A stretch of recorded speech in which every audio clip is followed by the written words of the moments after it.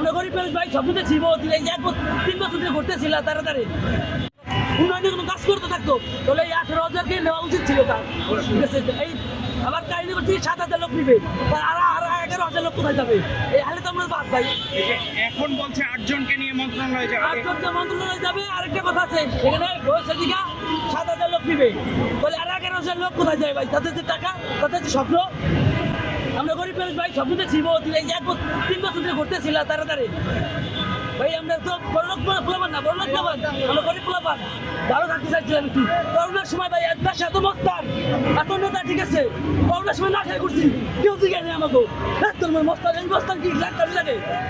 এক নেতার দেখলাম যে এদিকে কইলো যে আমরা কি করবো, যে বেকার ভাতা দিব, আমার অধিকার বাড়তেন। আমি বিষে পাচ্ছি, আমি কেন দিতে পারবো না? আমার অধিকার আমি জানি, আমার বেকার ভাতা লাগবে না, আমার শক্তি আছে, আমি কাজ জানি, আমি বিদেশ দিতে চাই, আমি টাকার মধ্যে চাই, এটা সেগুলো আমি, এটা সেটা বিদেশ আমার ভাগ আছে, আমি বেড়াতে চাই, আমার ফ্যামিলি ভালো থাকবে, সরকার ভালো থাকবে। ঘন্টাখানেক আগে হঠাৎ করে শুনলাম যে কারণ বাজারের যে গুরুত্বপূর্ণ মোড়টা, এই মোড়ের এখানে এরা হচ্ছে অবস্থান করে চারিদিকে রাস্তাটা বন্ধ করে দিচ্ছে। আমরা আসলে জানতাম না যে ওরা খারাপ।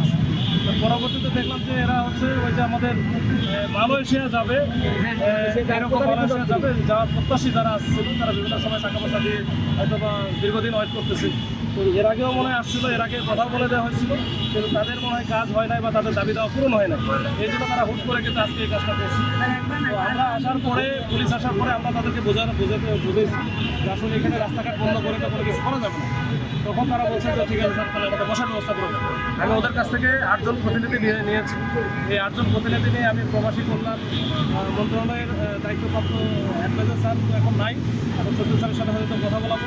আমি নিজে নিয়ে যাচ্ছি, নিয়ে গিয়ে কথা বলায় তারপর থেকে আমরা আলোচনার টেবিলের মাধ্যমে এটা আমরা সমাধান করতে পারি কিনা চেষ্টা করবো।